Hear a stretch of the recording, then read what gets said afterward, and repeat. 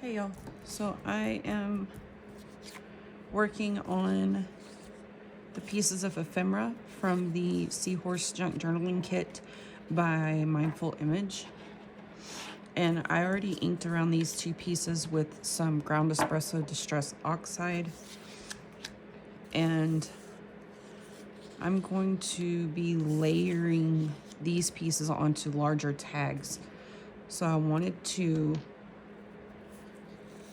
frame these in another color so that they popped a little bit up off of the tag when I layered them. Bonus, I took some medicine. Maybe I won't be sniffling so bad. The medicine I was taking wasn't working.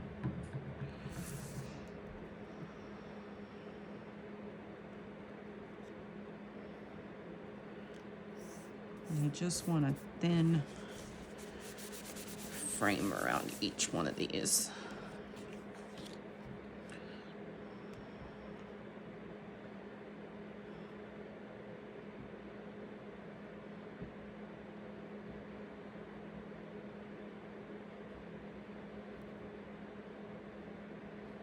This is some more of the journal work that is a little bit, it's boring, but it develops your journal. These are beginner type steps, but most of us do these things, no matter how simple or fancy our journals are. That's a little crooked.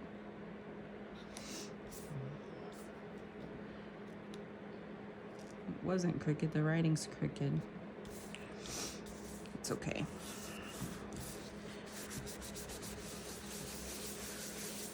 Now I am going to be doing a little bit of stitching around some of these, and you don't have to stitch, obviously, if you don't have a way to stitch. You could hand stitch things for your journal.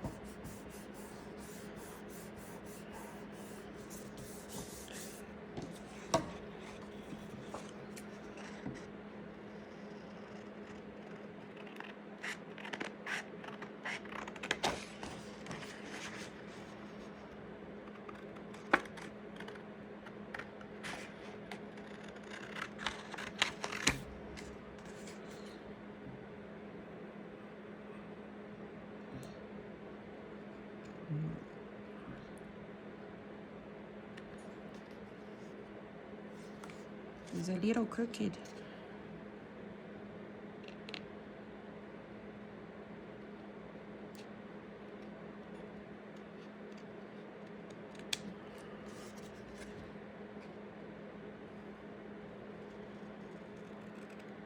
That cold front coming in is hitting my part of Texas. And it is getting cold outside, you guys. Not fun. I do not enjoy the cold.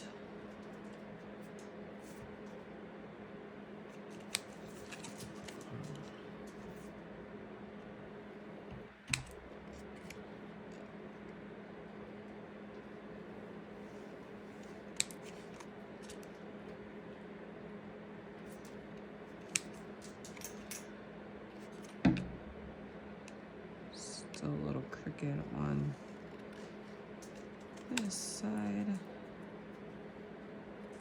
That's pretty good.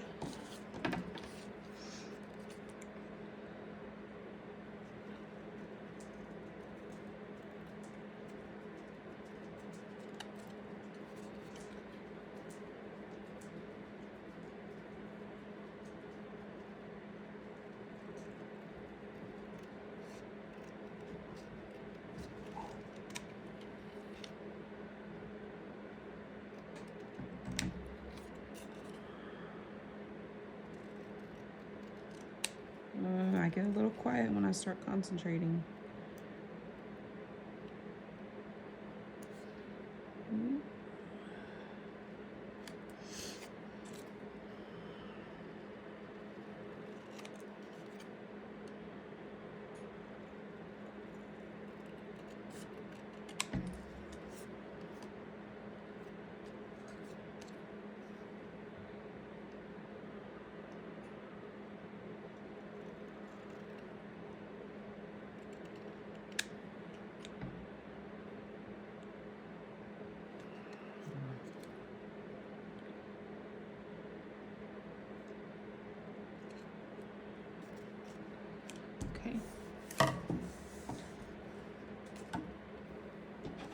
I'm gonna ink up around this.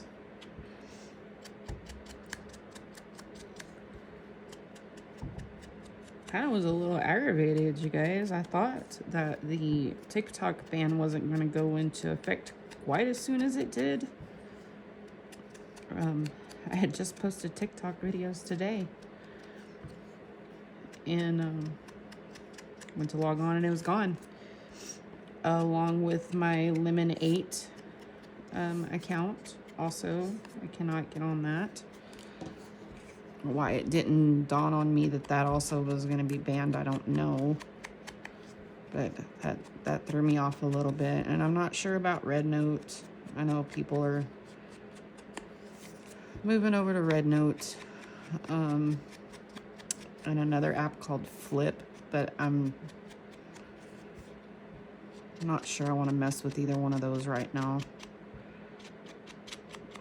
So for now, I'll be posting on Facebook, YouTube, and Instagram, and until either something happens or I decide to dive in and try one of the other apps. Where are my big tags?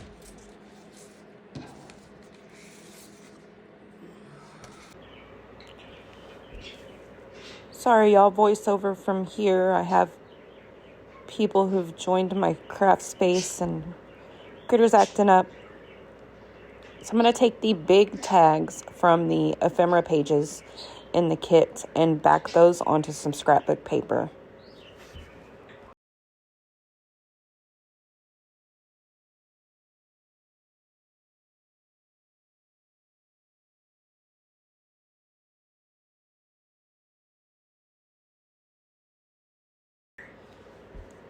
And you can see here my idea of kind of how I want to layer the tags. I am using Distress Oxide in ground espresso for this journal.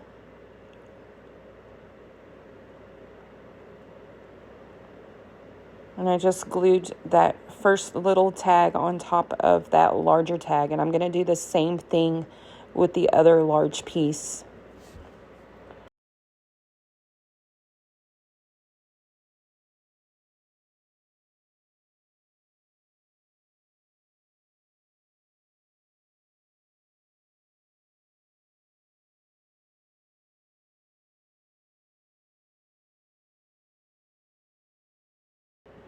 Okay, I'm just going to get this piece glued on.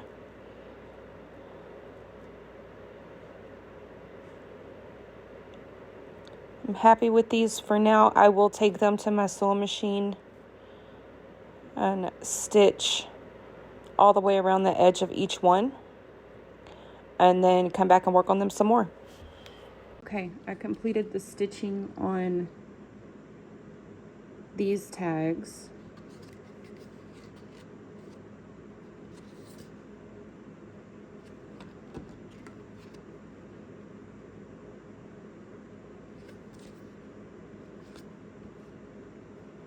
And then later on in another video, I will decorate these some more if I don't end up using them as tuck spots in the journal, because I think they would make really cool tuck spots too.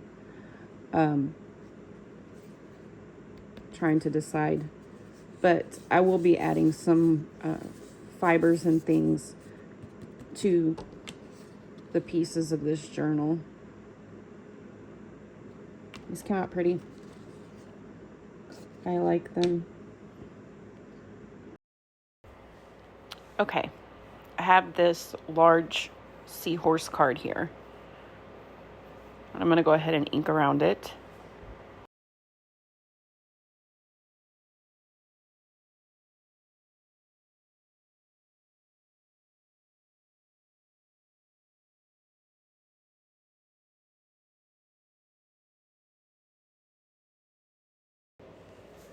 And I have this piece of scrap left from making the pages of the journal. And I'm going to cut this grungy side off of it and use it.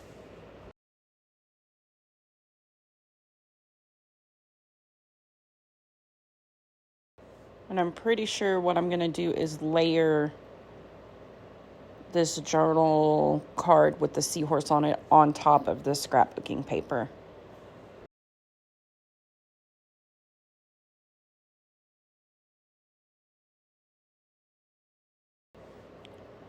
And here I'm just checking to see how this is going to look in the journal, where I might put it. See if it would fit well. Okay, I found a spot I liked. And I'm going to take this blue paper, and that's going to be my backing for the entire card. So I'll glue the brown paper to the blue paper.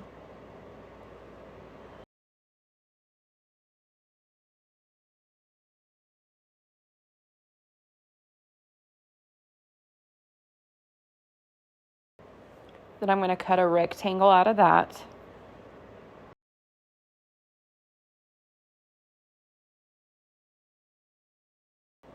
Do some inking around both of the pieces.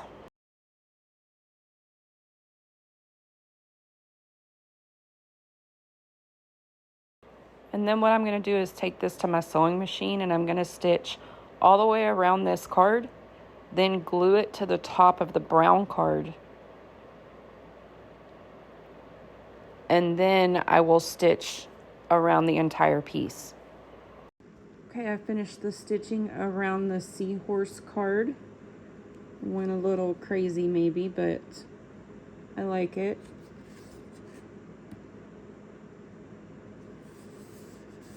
The paper held together here really well considering how many stitches I put through it.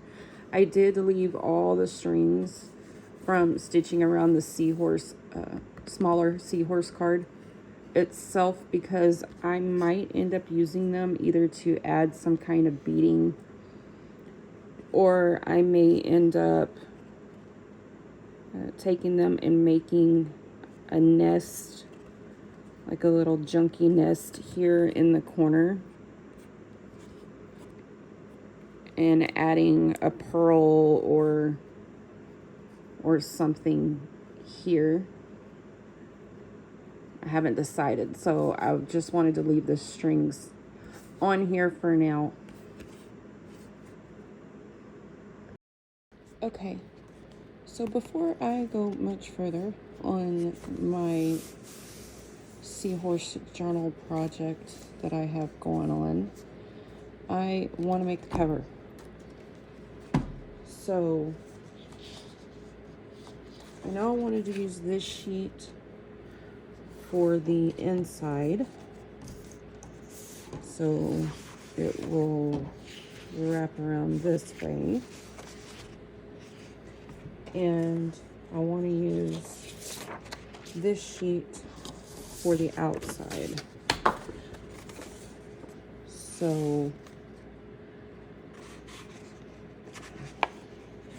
this will be my cover, but this was awfully flimsy. This is thin paper. I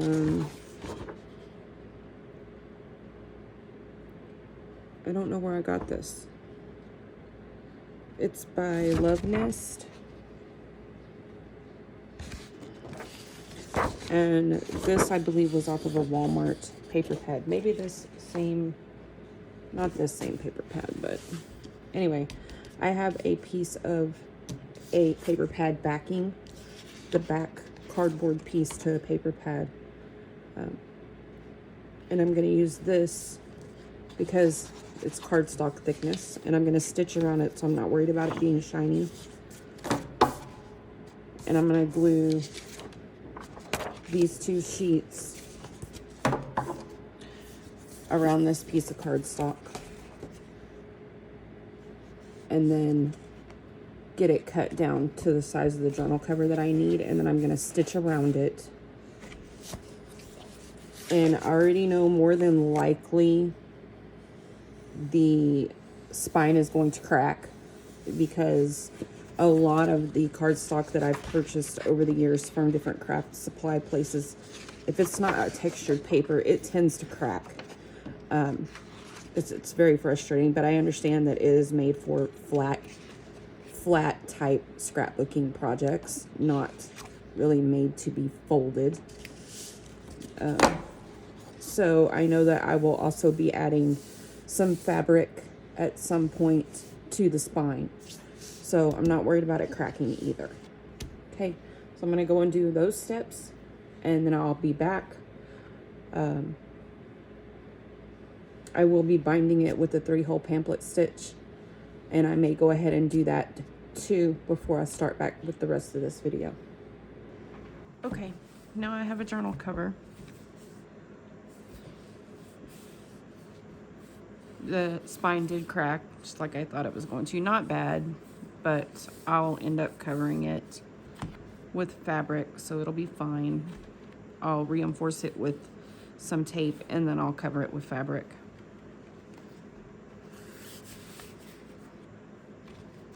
Now, because I used so much cardstock in here, the journal's really stiff, so it'll take some working with the pages for that to ease up, but eventually it will ease up. So now I have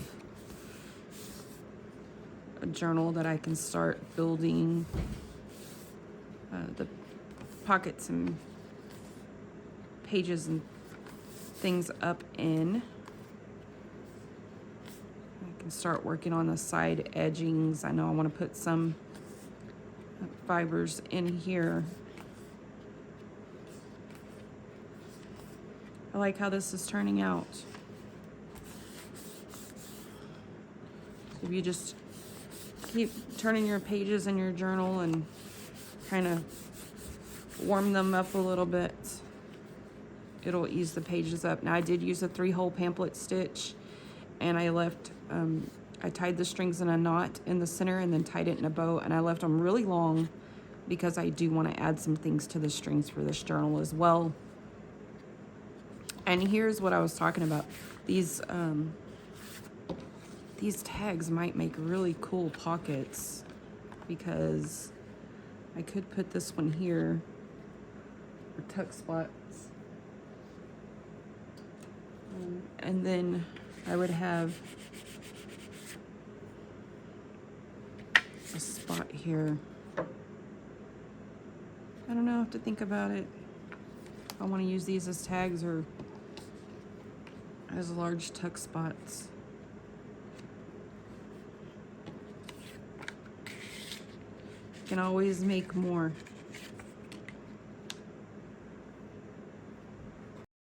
Okay. So, not sure what I'll be doing on the next video for this journal, but I appreciate everyone watching and being supportive. I just have to decide what my next steps are here on this project. Thanks for watching, y'all.